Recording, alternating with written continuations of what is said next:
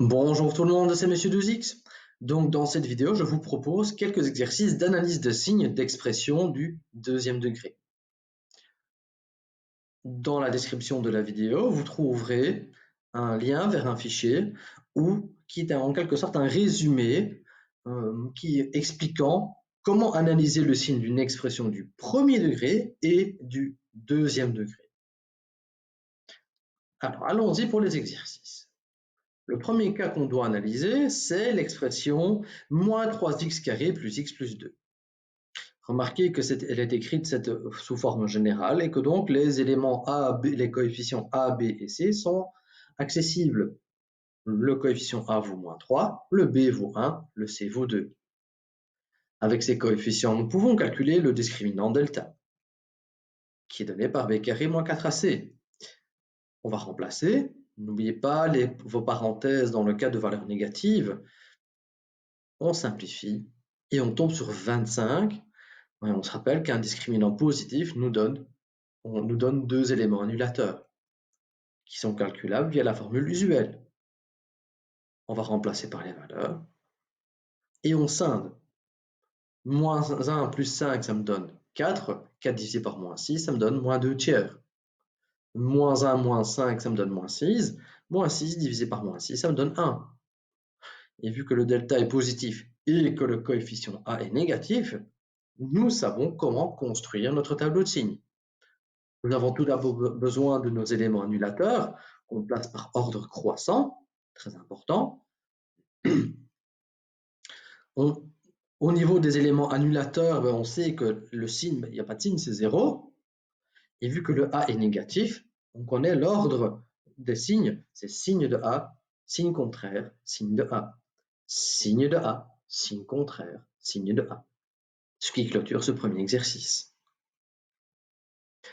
Deuxième exercice, donc on doit analyser le signe de racine carrée de 3, x carré plus 2 fois racine de 3. De nouveau, cette expression est écrite sous forme générale et les coefficients A, B et C sont accessibles. On va calculer le discriminant. On remplace. Donc on doit faire 0 au carré, on sait que ce sera 0. Alors 4 fois 2, ça nous donne 8. Racine de 3 fois racine de 3, ça nous donne 3. Donc on doit faire 8 fois 3, donc ça fait 24, mais il y a toujours le signe moins dont on doit tenir compte, donc ça nous donne moins 24. C'est négatif, et donc on sait qu'il n'y a aucune solution. Et que par conséquent, vu que le delta est négatif et que le signe du A est positif, on sait que le signe de l'expression va être donné uniquement par le signe du A, comme affiché à l'écran. Et donc ça veut dire que quelle que soit la valeur de x, quelle que soit la valeur de x que vous allez utiliser dans cette expression, eh bien, la valeur que vous allez obtenir, ce sera toujours une valeur qui est strictement positive. Donc, si vous remplacez x par 2, par moins 5, par moins 7 ou moins 1 quart, eh bien, peu importe la valeur du x, eh bien, vous savez que votre expression sera positive. Prochain exercice. Alors ici, remarquez que ce n'est plus une forme générale, mais l'expression est écrite sous forme factorisée. Alors, c'est bien une expression du deuxième degré. Pourquoi? Vous remarquez ici une expression du premier degré qui est mise à la puissance 2. Et donc, vous savez que c'est une expression du deuxième degré. Et elle est écrite sous forme factorisée. Pour savoir si elle est écrite sous forme factorisée ou pas, il faut vous rappeler ce qu'on a fait dans la vidéo précédente. C'est typiquement, on peut même encore être plus précis, c'est une expression qui est factorisée où le delta est nul. L'expression est écrite quasiment sous forme de produit remarquable et ça, dans votre tête, ça doit faire automatiquement penser à une forme factorisée dont le delta est nul. Et donc, quels sont les éléments que met cette forme en évidence? On sait qu'il y a le A qui vaut moins 2/5, et alors, il y a l'unique solution de votre expression, qui est ici racine carrée de 2.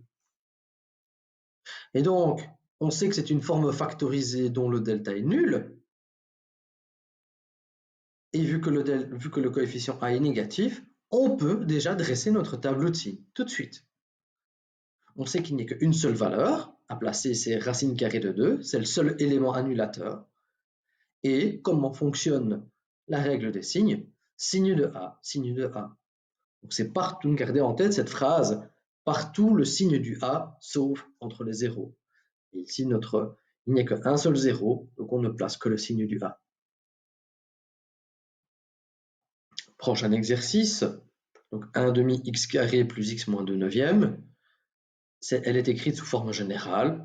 On connaît les coefficients. On va calculer le discriminant. On remplace. Donc ici, c'est un petit peu plus compliqué parce qu'on a des fractions, mais ce n'est pas pour autant que la méthode change. Donc 1 demi fois moins 2 neuvième, on remarque qu'on peut simplifier les deux. Les deux vont se simplifier. Les signes moins vont se transformer en signes positifs aussi. Et donc, on va obtenir 1 plus 4 neuvièmes. Et 1 plus 4 neuvièmes, ça nous donne 13 neuvièmes. Hein, on met tout sous le même dénominateur et 9 plus 4 nous donne 13.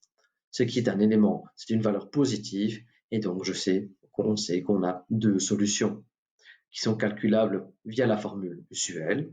On remplace. Donc ici, 2 fois 1,5, alors 2 fois 1,5, ça nous donne 1. Et donc, il n'y a plus de fraction, en tout cas. Cette barre de fraction va disparaître. Et racine carrée de 13 neuvièmes, on se rappelle la règle des racines carrées. La racine carrée d'une fraction, c'est la fraction des racines carrées. Et donc, on va obtenir racine carrée de 13 divisé par racine carrée de 9. Mais on sait que racine carrée de 9, ça nous donne 3. Et donc, les deux solutions, on peut tout de suite les écrire. Elles valent moins 1 plus racine de 13 sur 3 et moins 1 moins racine de 13 sur 3.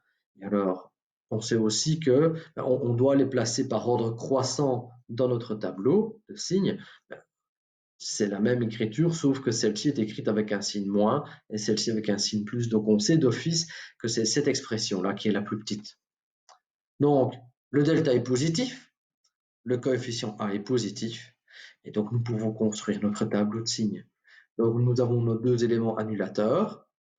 On sait qu'en ces deux valeurs, l'expression est nulle. Et comment fonctionne la règle? Partout le signe du A, donc signe du A, signe contraire, signe de A.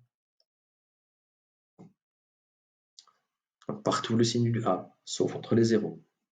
Dernier exercice. Remarquez ici que l'expression est écrite sous forme factorisée et c'est une expression mise sous forme de factorisée où il y a deux solutions. On remarque deux parenthèses différentes, donc ça met en évidence deux solutions. Donc le coefficient A vaut 3, l'une des solutions c'est 2 tiers et l'autre solution c'est 1 tiers. Et donc nous connaissons tout de suite, nous savons tout de suite construire notre tableau de signes. On sait qu'il y a deux solutions, le delta est positif, le A est positif. Donc de nouveau, on place nos éléments annulateurs par ordre croissant. On sait qu'en 1 tiers et en 2 tiers, l'expression va être nulle. Et donc, de nouveau, la même règle, c'est la même règle qui revient constamment. Signe de A, signe contraire, signe de A. Donc voilà, j'espère que cette petite vidéo vous a plu, qu'elle vous a permis de comprendre comment construire et appliquer l'analyse, faire une analyse de tableau de signes. Likez-la, partagez-la si vous estimez qu'elle peut aider quelqu'un. Et sinon, je vous souhaite encore une très bonne journée. Au revoir.